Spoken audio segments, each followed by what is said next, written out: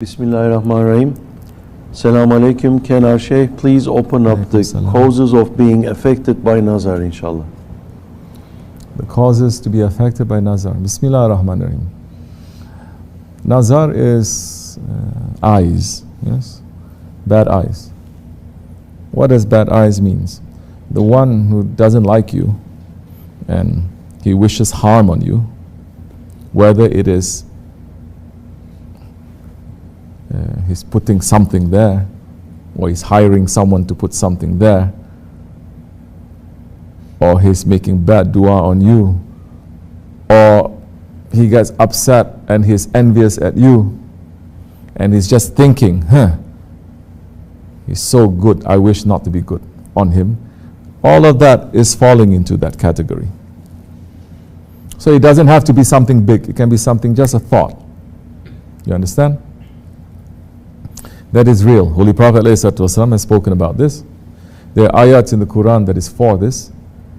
And the Prophet says, nazar, bad eyes, evil eyes, bad thoughts from people, because there is some beauty that you have, some good that you have, some good, and people don't like it to be on you and they wish you harm. He says it is a reality. He says even the moon, that for thousands of years everyone is praising the moon, right? You ever hear someone who says, I hate the moon, so ugly in the sky? No, everyone says, what beautiful. Prophet is saying even the moon, it is affected by nazar. The moon. It says, so whenever you see the moon, you have to say mashallah. You say mashallah. Mashallah means what? Allah has willed it. It is as Allah wants. So how do you invite these wrong thoughts? If you put yourself forward, if you show yourself off, you have something nice, something good, and you keep showing it off, and people are looking at that, and they say, I don't like this on this person, or I wish this person loses it, or I want it for myself. You put yourself forward like that so much, so many people are going to put eyes on you. They're not understanding. They're putting pictures of their own children and their wives on Facebook and social media. Muslims, what the heck are you doing showing your wife to strangers? You have no intelligence?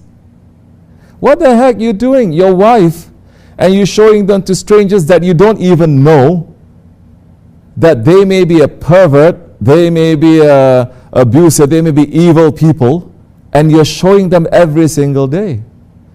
Oh, you know Quran, you memorize Quran so much, but you don't know this basic thing. We're saying for our way, no good to show women to show their face on Facebook. No good to have your children to show it. People that you trust here and there privately, we may say, we may close our eyes. You cannot control them. You share something, they say, no, I'm not going to, and later, it's up to you. It's up to you, whatever you want to do. But for our murid, this is at your own risk. I'm not forcing you. I'm not riding on a horse and whipping you if you do that. But later if something happens, don't look at me. That time you may ask me to pray also. It may not work. It's like someone, we say, be careful. Be careful of that knife. It's going to cut you. And then you decide not to be careful. And you jab your eye, you're blind. And you say, come, please pray for me, for forgiveness. We can pray for you, but you'll still be blind. Maybe you'll be forgiven from stupidity, but you still be blind. So it's not good like that. Do it if you want. I'm not forcing you, but this is my duty to say.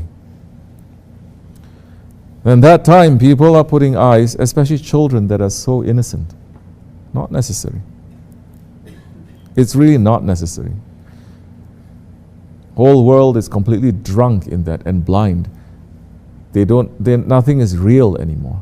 Real food is not real food until I take picture and show off to the whole world.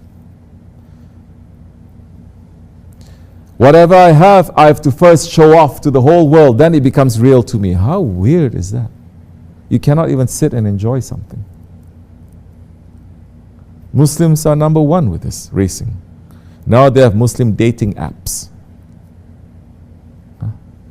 La hawla wa la quwwata illa billah. You know why they need dating apps? MashaAllah. Because our brothers and our sisters, they all live in villages.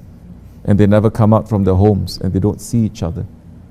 They don't see anyone. That's why it's very difficult to meet someone.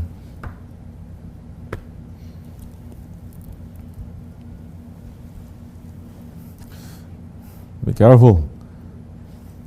Because nazar, it is real. So, people is different. Shaitanic people's nazar is different. Shaitan's nazar is different. We don't even say things when no one is looking. We don't even pray something.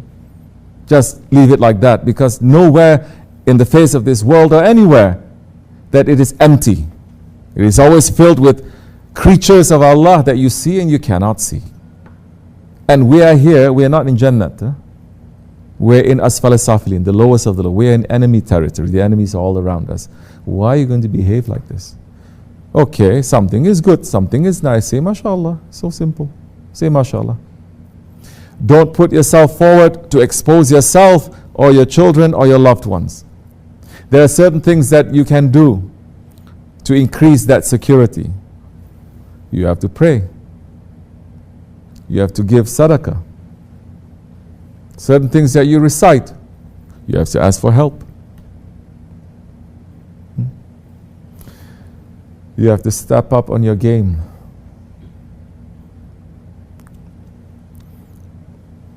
You have to ask Allah for help. And as much as you're asking Him for dunya, ask Him to protect you against the nazar of evil ones. Don't you know that has become a whole chapter in the Quran about nazar, no? A whole chapter in the Quran about evil ones and their whisperings. A whole chapter in the Quran about hasad, wrong intention people. Don't just say, oh, no, just recite 4 quls and then you're going to be protected. You can tattoo the quls on your face. But then if you are going to be putting yourself in front of people who are evil, are you going to put the evil? Nothing is going to change for you. Like what we said, move away from those areas and those situations where the enemies are. Move away from them. And these days, Islam is not ruling. Dajjal is ruling. Be extra careful. What the Murids are doing every day, Shah Effendi is threatening us. Yes, he's saying if you don't do, then this is what's going to happen. He's advising us. When you are traveling, recite 21 Ayatul Kursi. Don't recite hundreds and hundreds and thousands too, please. If you have no permission for these things, do not do that. Because instead of having the sword in your hand and you're fighting the shaitan, you'll have 10,000 swords and you're going to hurt yourself. You understand? Give sadaqah every day, especially in the Akhir Zaman. Give sadaqah every day. Every day. Don't say, oh yeah, I give. Who you give? I give to my brother. He was out of work, so I give him sadaqah. No. When did you give? No, I give a lot. Every month I give. No, it's not like that. Don't be so American. Huh? I write a check, I give. No, it's not like that. Make it very simple. Shah Effendi says, have a sadaqah box in your home.